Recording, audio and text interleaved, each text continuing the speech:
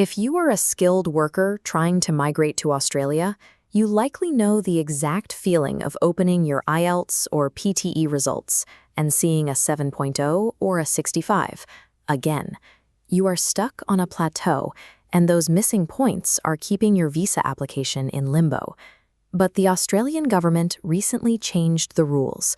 Since August 7, 2025, they officially expanded the migration regulations to accept a broader list of English language tests. This diagram shows the updated roster of 8 approved tests. You can see the long-standing options like IELTS, PTE, OET, and TOEFL grouped at the top. But look at the bottom. CELPIP General, the Michigan English Test, and LanguageCert Academic have been added, all active as of August 2025. If you are applying for a highly competitive subclass, like the 189 Skilled Independent, 190 State Nominated, 491 Regional, or the new Skills in Demand visa, you can now submit results from any of these new options. For applicants hunting for those elusive 10 or 20 extra points on the General Skilled Migration Test, having entirely new test formats to choose from gives you a distinct method to break through your scoring ceiling. Right now, 189 visa invitations typically require 80 to 90 points. Claiming the maximum 20 points for Superior English is often the exact dividing line between receiving an invitation and sitting in the queue indefinitely. Success in this system depends on aligning your specific cognitive strengths with these strict bureaucratic rules. Let's look at the Michigan English Test, or MET. It brings a completely unique safety net to the table. It is called the Single Section Retake. If you score well in 3 out of the 4 skills, say listening, reading, and speaking, but you stumble on writing, MET allows you to retake only that writing section. Instead of paying full price and sitting through another 3-hour exam, you target exactly what you missed. It saves significant preparation time and money. But this table mapping the Superior English scores reveals a structural scoring barrier.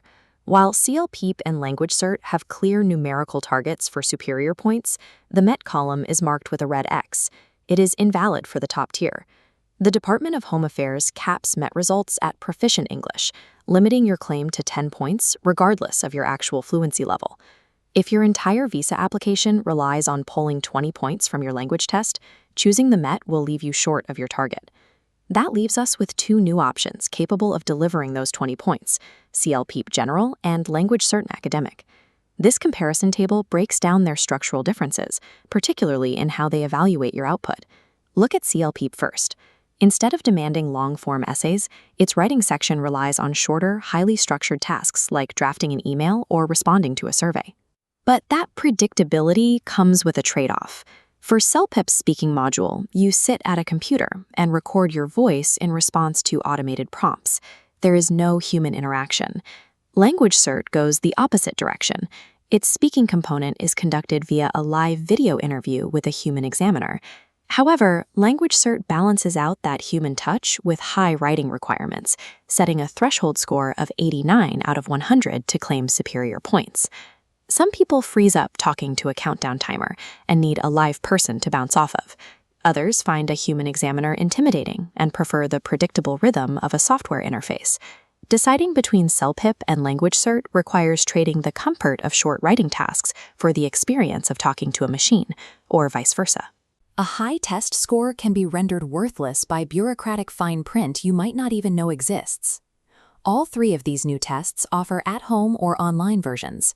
The temptation to take the exam from your living room is strong, but if you submit an online or remote proctor test to the Department of Home Affairs, your result will be rejected immediately. For Australian visa purposes, you are legally required to take these tests at a secure in-person test center. And that leads to the most dangerous blind spot in the migration process, assuming the Department of Home Affairs and your specific skills assessment authority play by the same rules. This flowchart maps out the dual test strategy. Notice how the process splits. Box A routes a legacy test to your Skills Assessment Authority, while Box B routes a new test to the Department of Home Affairs. Highly regulated bodies like AITSL for teachers or ANMAC for nurses outright reject CELPIP, MET, and LanguageCert. They still demand legacy scores like academic IELTS or OET to prove your occupational competence. So you submit a 7.0 IELTS to secure your skills assessment. Then you pivot take the CELPIP General, score a 10 across the board, and submit that result to Home Affairs to claim your 20 visa points. The drawback is obvious. It forces you to pass 2 entirely different exams, doubling your financial cost and preparation time. Knowing the specific requirements of your assessing authority is as critical as the score you receive on the test itself. With 8 tests now on the table, we can map out a practical action plan based on your exact points targets and testing profile. This decision tree provides a logic framework. The starting node asks the critical question: do you need 20 points?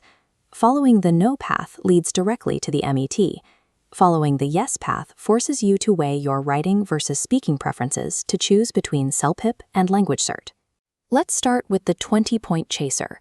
This applicant consistently scores high in reading and listening, but plateaus on IELTS essays. CELPIP is the target here. The shorter, structured writing tasks offer a higher probability of hitting that superior points threshold. Next is the pragmatic 10-pointer.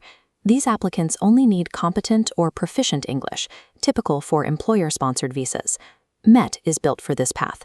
The single-section retake minimizes the risk of full test redos if you slip up on one skill.